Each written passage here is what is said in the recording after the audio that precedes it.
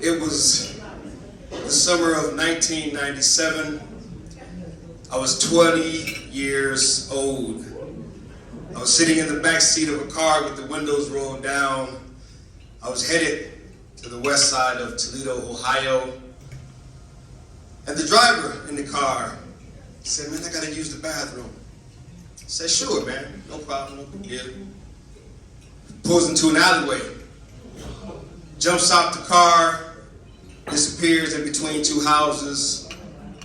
As soon as he disappears, two cats run up on both sides of the car. The one in the back points a gun through the back window to the side of my head. The other cat in the front points a gun through the front window, pointed again at my head. The guy in the back begins to say, "Man, give me your money, give me your weed, give me what you got." Now I'll keep it PG here for everybody, but you can imagine some of the other things that that brother said. I told him no. He said, "Man, give me your money, give me your weed, give me what you got." Maybe you can already guess by now, but it was a setup because I'm thinking, how does he know I got some money and how does he know I got some weed? See, what I didn't tell you in the beginning was we had just got back from purchasing an ounce of marijuana. Ounce of weed, $120. Cost you nothing. But they knew I had it. So when he asked me the second time, I began to press the weed down in front of my pants and tell him, "No, I ain't got it, I ain't giving it to you." He asked me for a third time. "Man, give me your weed, give me your money, give me what you got." And he pressed the gun to the side of my head a little stronger. And on the third time, I told him no again. And before I could barely get the no out of my mouth, he pulled the trigger. You can hear the hammer pull back, the pin drop, but nothing comes out. Maybe the bullet got caught in the chamber, or as I like to imagine, my guardian angel said, "Nah, bruh, this one's gonna have to stick around a little longer." But whatever the case, why at the age of 20 was I sitting in the back seat of a car with a gun pointed to my head and another gun pointed to my face, and for $120, I was given 3 opportunities to give up my life or to trade my life for a bag of weed. I don't know if y'all ever smoked weed before, but it don't last very long. And it ain't worth very much. So why is it that I was at the point that I thought so little of myself, that I was willing to give my life for $120? What got me to the point that I didn't care about myself? What got me to the point that I thought so little of myself and I was so worthless in my own mind? What got me to that point? That I would be given 3 opportunities to take a bag of weed out of the front of my pants and to give it to a man, and for me to tell that man no 3 times. What got me to that point? And what got me to this point? This point being, and this is not to brag, but this is only to show what is possible in the life of a person who receives an investment in their lives. Today, my wife mentioned that we were married for 22 years, but what she didn't mention is that we've been together 24. Praise God. I got 4 children, 3 adult, and 1 about to graduate next year. Ordained pastor, certified life coach, certified personal trainer, twice sober, 3 times published author, podcast host. Why am I able to do the things that I'm able to do? Why have I been able to do the things that I've been able to do? Went into Kaiser Permanente with a 2-year contract, no background, no experience. Got promoted 7 times, and now I have a 6-figure income. Dropped out of college twice. Again, that's not to brag and say, "Oh, look at me, look what I've accomplished," though I have accomplished some things. I want to show you the picture, and I have purposed my life to be a picture of what is possible in the life of someone who thought so little of himself, but received investments along the way. Someone took the time to invest in my life. How did I get to that point? Well, hopefully, I can use this balloon to illustrate and to relate with you how anybody would ever get to that point. See, one thing about the human psyche and one thing about the human race is that we have one thing in common. I don't care what color you are, what age you are, what sex you are, none of that. Your background, your income, one thing we all have in common is something called pain, struggle. I like to call them childhood challenges. Does anyone know anything about a childhood challenge? See, so for me, maybe my challenge started at the age of 6 when my grandmother moved me and my mother away from Chicago, Illinois, where I was born, Cook County. And I don't know if she really understood this or not, but when she moved us, she moved me from my pops. So now we're in Toledo, Ohio, and I ain't got no daddy no more. I ain't got no man to look me in the eye no more. I ain't got nobody to affirm me and to give me an identity and to tell me, good job, son. Good job, boy. So a little bit of the air, so to speak, started to get sucked out of us and sucked out of me. Maybe you can see what happens is real subtle. It's real slow. It happens over time. Because see, for all of us, as a child, this is how we start off.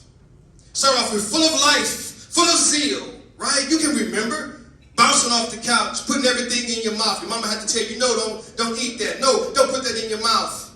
Because we were adventurous. We had dreams. Nothing scared us. We were fearless. But at some point in time along the way, our childhood challenges began to suck the air out of us, little by little. Maybe it was once we got to Toledo. And at the age of 7, I began to stutter.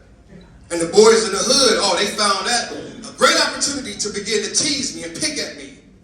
And I was the laughingstock of the hood.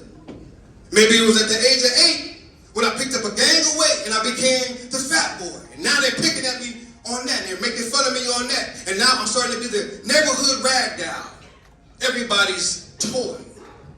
Or maybe it was a couple years later when my mother got introduced to crack cocaine. And she became what we call a crackhead in the hood. And all the other kids, they knew she was a crackhead. And she knew, and they knew that was my mama. So what do you think they did to me?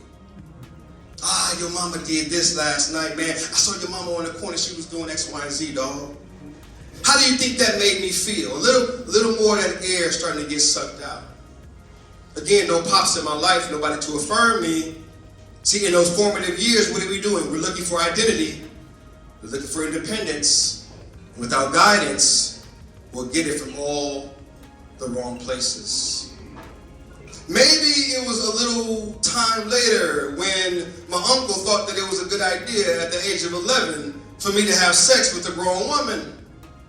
And when I told my uncle no, and he grabbed me up by my shirt off the ground and slammed me against the wall and called me a punk, because at the age of 11, I didn't want to have sex with a grown woman.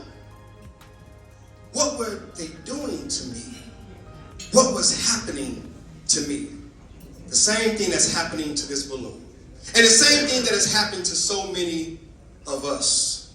Whether we're able to admit it or not, whether we're able to be transparent or not, all of us at some point have had these childhood challenges. Maybe yours were not as dramatic as mine.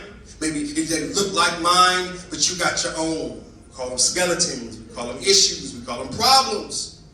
Things that we ain't never told nobody else, and we would be terrified to let somebody know. Or maybe it was a time in the crack house when that guy made me take my clothes off, and he just wanted to look at me while he touched himself. More of that air, just coming on out, and coming on out, and coming on out. I got a million stories of being abused, being rejected, being alienated, being pushed away, never being included, never ever having a home, never ever having a place where I could feel that I was accepted by anyone at any time.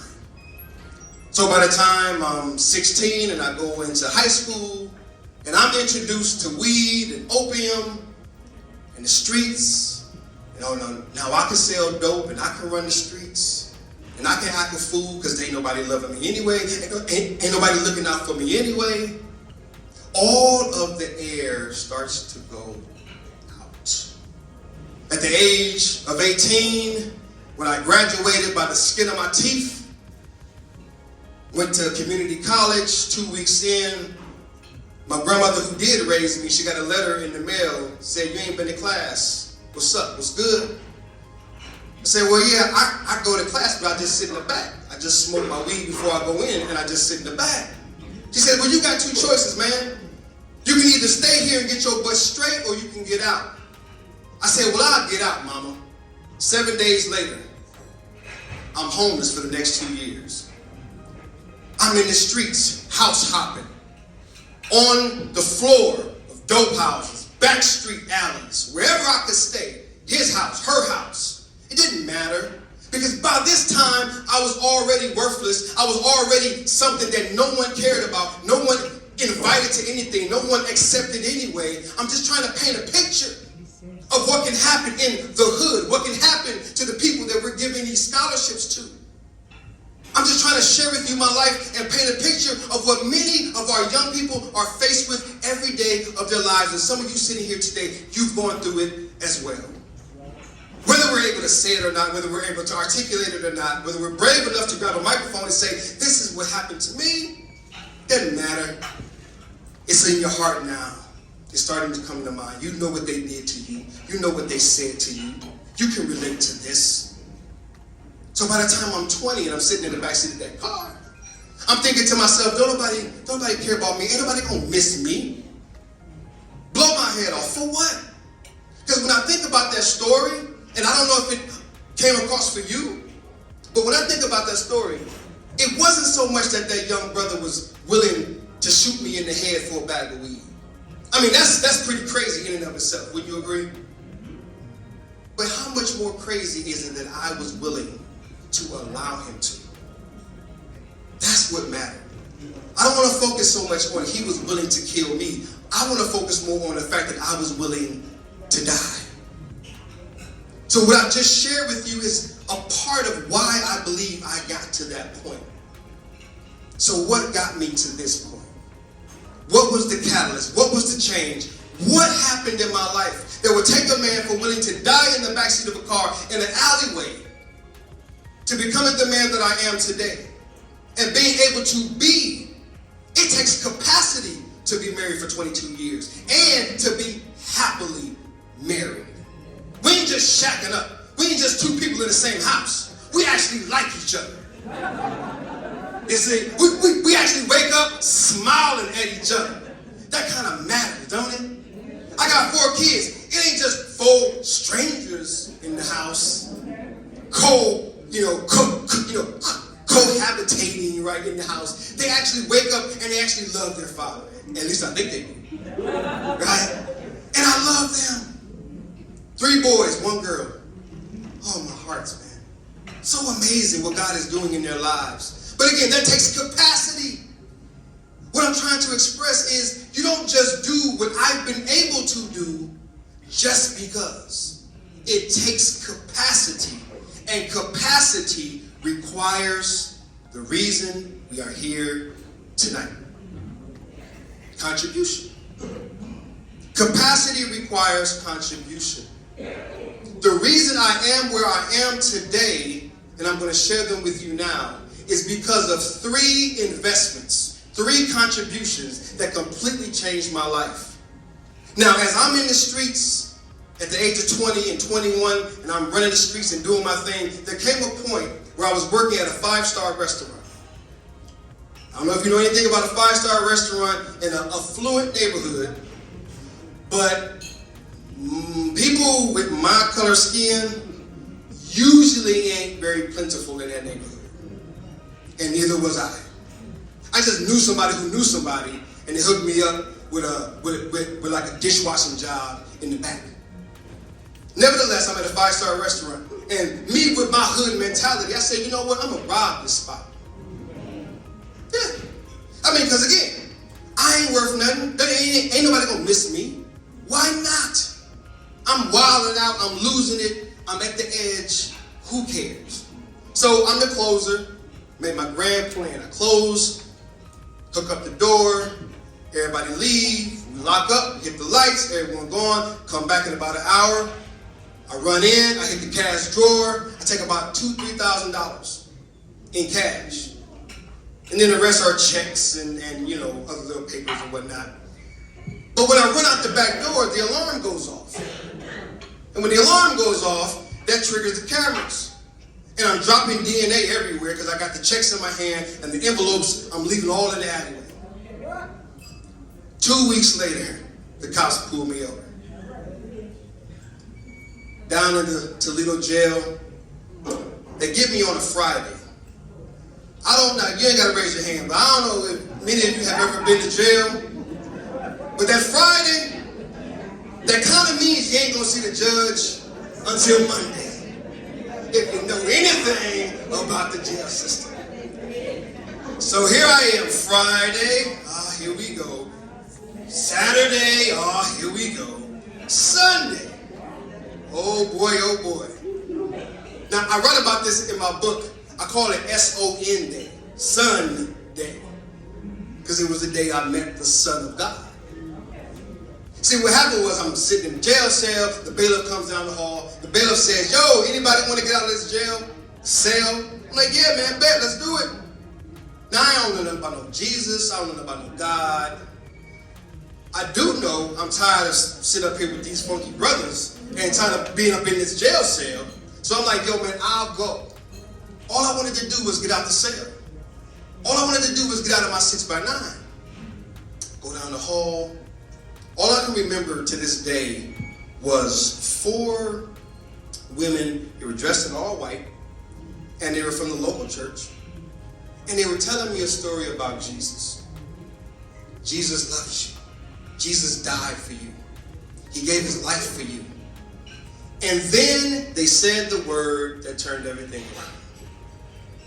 They said Jesus accepts you. For the last 20 or so years, I never felt accepted. I didn't know what being accepted was. You mean just like I am?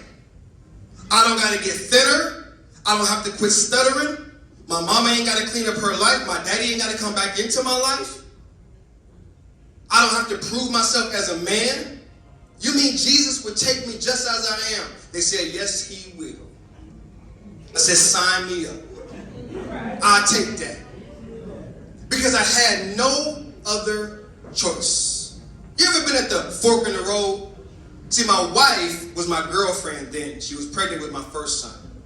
Now I'm sitting in the jail cell, still trying to be a thug, trying to be a gangster, trying to be a whatever I thought I was. But at the same time, I'm like, yo, man, I'm not trying to continue doing what my family has been doing all these years.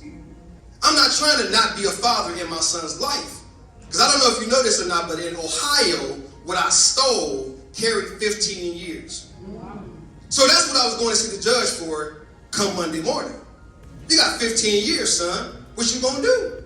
Now, I know they got me because I dropped the DNA. I know they got me because the cameras caught me. I know I'm guilty. I tried to play it off at first. But my lawyer like, yo, man, you might want to, come on, dude. They kind of know. They kind of know. You know what I'm saying? Like, no, don't. This ain't the time to play it off. So they kind of know. So I'm like, all right, man, cool. Fork in the road. And that's when Jesus came into my life. And he said, I accept you. From that time, the 3 investments, and I got 1,000,000 of them, because I know that I am not where I am today without the many, many, many men and women who have invested in me. I would not be standing here today. But I don't have time to share all of the stories. So I'll just share the first 3. John Wesley, the owner of the bistro, affluent man, white man, here I am, black boy from the hood, acting a fool. I didn't rob his bistro, right? You know what I'm saying? I just got the nerve to rob his bistro.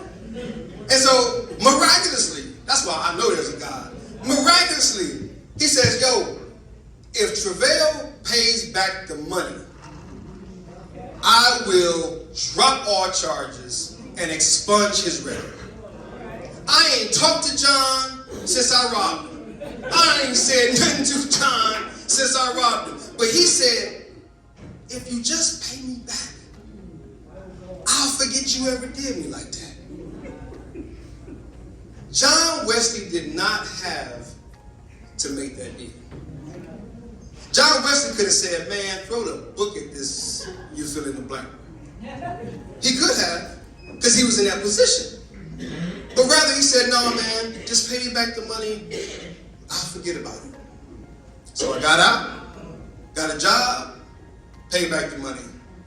First investment. Now I'm starting to see maybe my life does matter. And I'm not going to mess with this balloon right now because this is the part where I kind of start blowing it back up, but it's kind of sticky at the end, so I'm going to just leave it alone. So y'all can just imagine with me, all right? Imagine the balloon starting to get big again, right? Because now, see, the same thing that deflated me is starting to now inflate me. I'm starting to be inspired. Jesus accepts me. John Wesley has done something for me. So we get out of jail, or I get out of jail. I'm a Christian now. I don't really know what all that means, but I do know something's starting to change. And so my girlfriend at the time, my wife, my first cousin, I don't know if you guys know Pastor Kerwin L. Manning. I always put the L in there just to mess with him. But Kerwin Manning, First Church of God back then, he was the youth pastor. And so he welcomed me in. He's the senior pastor now, head coach, pastor in the church. But he and I, we're cousins. And Pastor Kerwin took us in, got us in a youth program, and, we always joking, always mess with, PK, that he made us get married. He didn't really make us get married, but he strongly suggested that, a man and a woman that's together and y'all Christian, y'all might want to go ahead and, make that official. But PK took me in, and PK would take me to restaurants all the time, and he would open up the Bible, and he would say, hey man, ask me anything. Ask me anything. Ask me any questions you have, anything about God that you're wondering about. What is it that you want to know? He was my first mentor.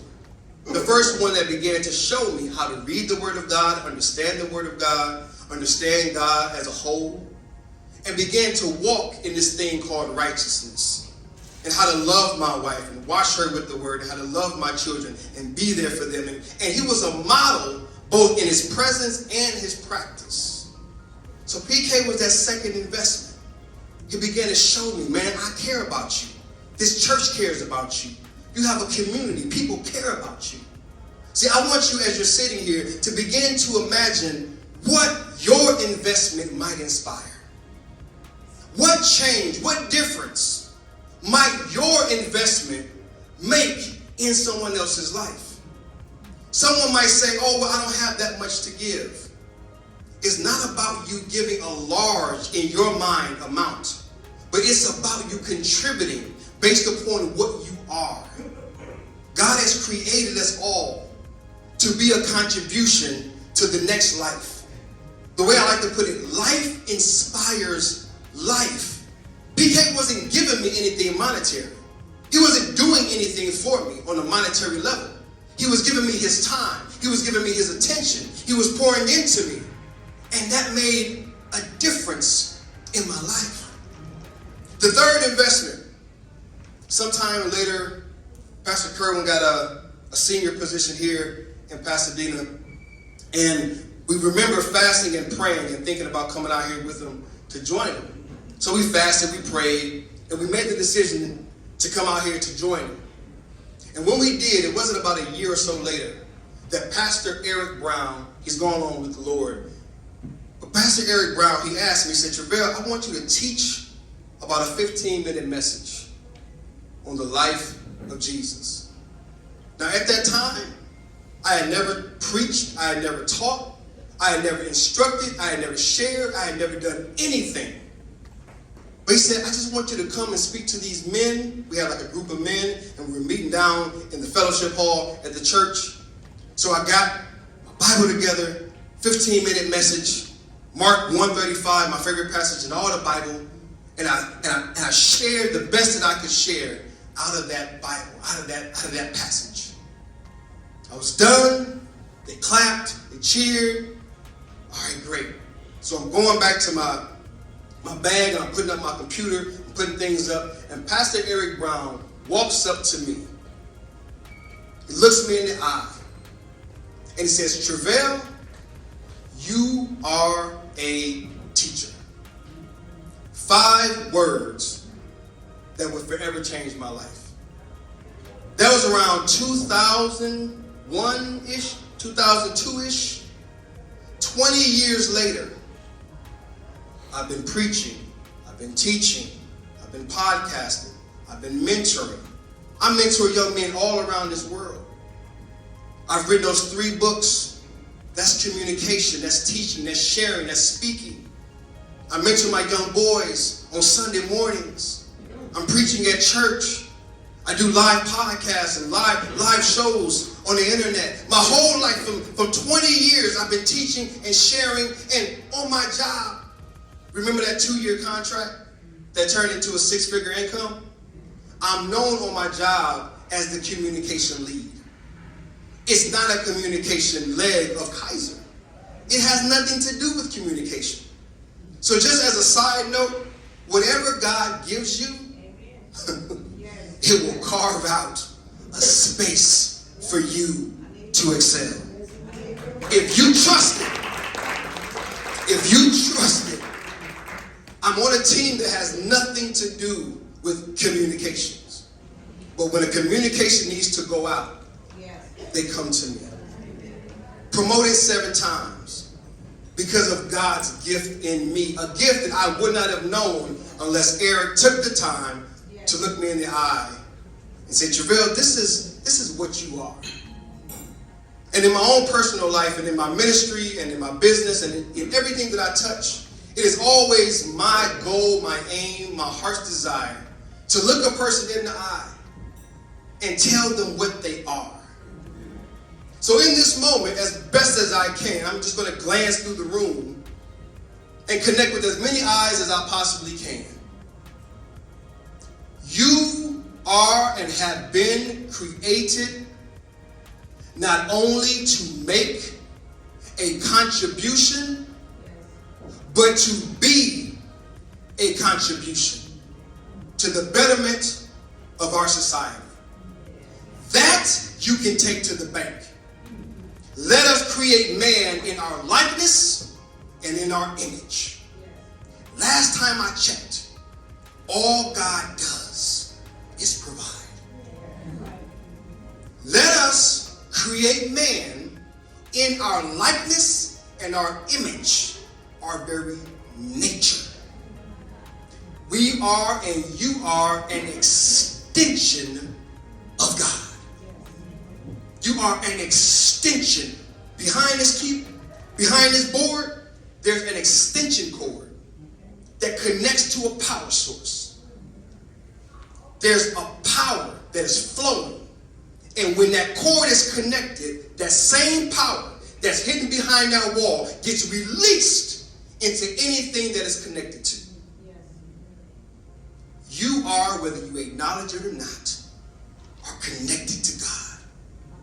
And you are his contribution. You're his investment in this world. And you, as his investment, are to make an investment in someone else. My life is the picture of what's possible. And you got to think, I'm just getting started. I'm just getting started. Let me be a picture of what's possible. If you would take anything that you have, your time, your talent, your treasure, whatever you got, and invest it into the life of a young person. They need you. This isn't just come in here and love on each other and hang out with each other. This is an opportunity. I'm going to need a time check because I'm a preacher. I need a time check. This isn't, I'm serious about that. I really am. But this is truly an opportunity for you to really reflect on where you've gotten in life. And if you did enough consideration, you would find that you're only where you are because this person did this, and then that person did that, and then that person did that, and then that person said that. All of our ascensions, everybody's going up is because someone held us up. Yes. That's the only way. Life inspires life. We have the opportunity to inspire this next generation, to give into a scholarship, to give and to contribute into something that might touch a life. Because I promise you, there is a young person out there that this scholarship money is going to that is in a same or a worse situation than me. Yes. And they're asking themselves tonight, does anybody care? Yes. Does anybody see me? Does my life even matter? Because that was the junk that was going through my head. And I concluded, sitting in the backseat of that car, don't nobody care. Don't nobody care. No one's going to miss me. When I reflect back at that story, I always say to myself, I would have just been another, you fill in the blank, head blown off in the backseat of a car. I'll be on the evening news. They'll give me about a 15-second slot, and then they'll move on to the weather. Our lives are worth more than that. And whoever we're going to invest in through these scholarships, their lives are worth more than that. Envision, and I want to invite you as I close, to imagine what you will inspire. You want to throw out a doctor? Do it. Lawyer? Do it. NBA star? Do it. Preacher? Do it. Surgeon? Do it. Event planner? Do it. Owner of a golf course? Do it. Let your mind run wild. Let your imagination stretch beyond where it is today by a little love. All it takes is a little. PK didn't do a lot. He just said, man, come on, man, let's just go to the restaurant. Just sit down and open up the Bible. Just a little bit. Just a little bit. Eric just looked me in the eye and said 5 words. Just a little bit. Just a little bit. John Wesley, he just, all right, man, just pay back the money. We good. I never saw that man again. But look at the ripple effect that started. Let him off the hook. Man, some of these kids need a second chance, man. Some of them just need a second chance, a third chance, a fourth chance. And you can be that next chance. When they receive that scholarship, what's going to go through their mind is, wow, somebody cared. Wow, I thought it was over with. I was going to graduate and I didn't know how this was going to work out. I'm telling you, it is a precious opportunity and a precious moment. Don't forsake it. And don't think that it'll just work out. I think sometimes we just think it'll just work out. It'll just work out. If that bullet would have came out that chamber 20-something years ago, it wouldn't have just worked out. It'll work out. It'll work out. You know, somebody else will do it. Somebody else will take care of that. Somebody else will invest. Somebody else will write the check. I'm going to close with something in that vein of, somebody else will get it. Somebody else. One thing that I know about this world is, and all you got to do is cut the news on.